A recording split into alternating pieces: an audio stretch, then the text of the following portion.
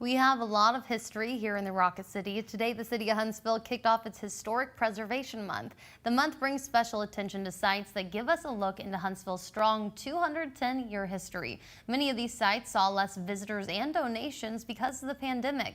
And this year, Huntsville will honor some history with markers across the city. We will be debuting 3 other historic markers commemorating the first woman who was elected to public office in Madison County. We will unveil a marker recognizing the 6 black women who were allowed to register to vote in 1920. That will be at William Hooper Council Memorial Park. And we will also unveil a historic marker recognizing Dr. Francis Roberts, who was the driving force between Alabama and Huntsville's preservation movement. Find more info on rocketcitynow.com.